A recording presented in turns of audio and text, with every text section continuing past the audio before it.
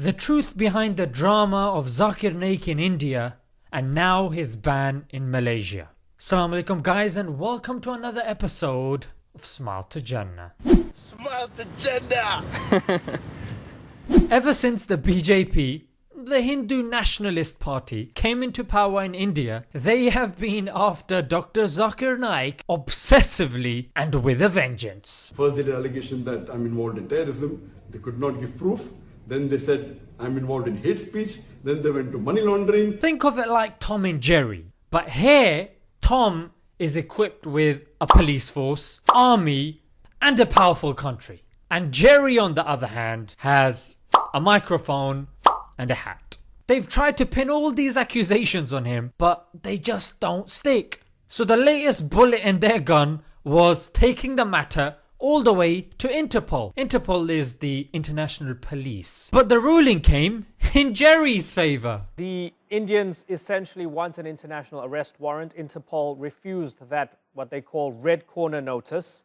Why are they losing so much sleep over Dr. Saab? Well, he has been giving dawah for over 25 years in India. Alhamdulillah, 25 years we did dawah in India. He gets over 200 million viewers worldwide from his 3-piece TV channels. He gets 100 daily shahadas. Every day, alhamdulillah, hundreds of people Allah is giving hidayah due to Peace TV every day. And he meets and advises heads of states. And Allah has given the opportunity of us to meet several prime ministers and presidents of the world. That's why these guys thought it important to not only shut down his operations, but dismantle his workforce. In terms of people, we had 500 people working full time for us. Now, only 3-4. Forcing him to go and settle in Malaysia. Even in Malaysia, this legend was able to carry on the dawah to such a degree that he managed to assemble over 100,000 people and still speak about the integral issues that are affecting the ummah that not that many people have the guts to speak out on. Many of the Uyghur Muslims in these concentration camps, they are tortured. And with the current Kashmir crisis, the Indian government is trying to censor the people that are trying to speak out against the atrocities. I mean, they're trying to get Twitter pages banned, they're trying to get videos removed. But despite all of this, he still decided to speak out against the crisis in Kashmir. That means now they are learning how Palestine was destroyed and overtaken by Israel. Now they want to do it to Kashmir. What is the Muslim Ummah doing? Nothing. Props to him, but it came at a price. A quote of his was taken out of context, flung around all over the media. He was questioned by the police for 10 hours, banned from speaking in public, and the Prime Minister of Malaysia stabbed him in the back. He was talking about sending the Chinese back to China and Indians back to India. That's political. That he wants to participate in racial politics in Malaysia. Now he's stirring up racial feeling. Now here's his statement. And later on, now there are people coming afterwards. Malaysia became fully Muslim. Then you had the Chinese coming, you had the Indian coming, the Britishers coming. They are our new guest. You know, somebody called me a guest. So I said, before me, the Chinese are the guest. They aren't born here. So if you want the new guest to go first, ask the old guest to go back.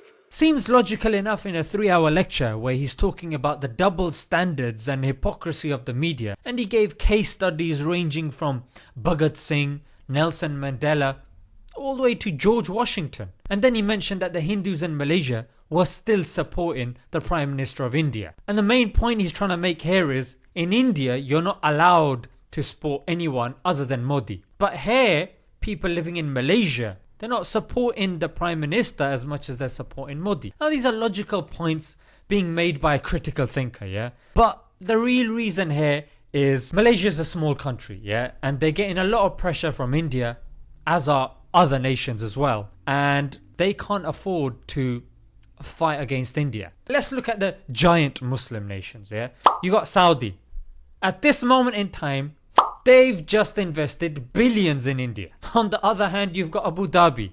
Yeah, they are giving a medal to the Prime Minister of India. So what do we really expect from countries like Malaysia? Because when stuff hits the fan, Malaysia is going to have no one to turn to, because one country is going to be busy handing out medals and the other one's going to be busy investing in the countries of tyrants. And whether we look at the Turkish media, the Qatari media, or even the Indian media, look how they introduced Dr. Zakir Naik. Zakir Naik is somebody whose ideology has influenced many terrorists. Controversial preacher. This controversial Islamic preacher. Controversial preacher. Controversial preacher. Controversial preacher. Hate preacher Zakir Naik. Hate preacher Zakir Naik. And ironically, he's been cleared from all of these charges. I mean, let's take terrorism and extremism. The same only single newspaper reported against me.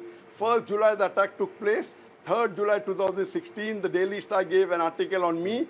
4th of July, majority of the Indian newspaper went against me. Few days later, they gave a correction. They gave a correction that we never say that Zakir Naik inspired the terrorist. If you read the charge sheet of the Bangladesh attack, my name is not mentioned. If I was the main inspirer in the Bangladeshi charge sheet when the person was accused of doing terrorism, my name should have been there. It's not there. It is only there in the media. Or money laundering. The judge of that court, Justice Manmohan, he said that there is no evidence at all that Dr. Zakir Naik is promoting terrorism. I have seen many of his lectures. So it's tough times. We pray that Allah has mercy and assists all the preachers that are trying to raise His name and His religion. In this day and age, if you don't have enemies, you're not doing the right thing, frankly. And this is the reason, guys, I speak out on these things, and I 100% encourage you guys to do so, because if you don't, there's going to be a time that there's going to be no preachers left. There's going to be no Muslim countries that have a spine left. I mean, I'm struggling already to find some. So speak out against these injustices in whatever social media platforms you guys can. Some of you guys, mashallah, are really well spoken. More well spoken than me, frankly, you know what I mean? It's a very profound quote that I live by, yeah? And I wanted to share it with you guys. It says, it's better to die on your feet than to live on your knees. We know Allah has promised victory to Islam. But now the question is, when the going gets tough, will the tough get going? Are we gonna be people that only hang around when there's glory, but when things get rough, we start changing our identity, we start blending in? No, guys, this is an opportunity where we can get maximum reward. Now the dawah is needed. Yeah, so give, and you will notice that Allah, when He uses you, Allah will bless you in your life. Things will start going right for you. Outwardly, it may seem like you got enemies, but inwardly, guys, you'll have peace. Why? Because you are trying to raise Allah's name. If you raise Allah's name, how on earth will Allah not raise you? Until next time. Is it true football is coming home? Brother Muhammad Salah asked a very good question. My name is Raju. After losing for Egypt and coming home empty-handed, he has the audacity to ask, is football coming home? If you analyze, Wassalamu'alaikum.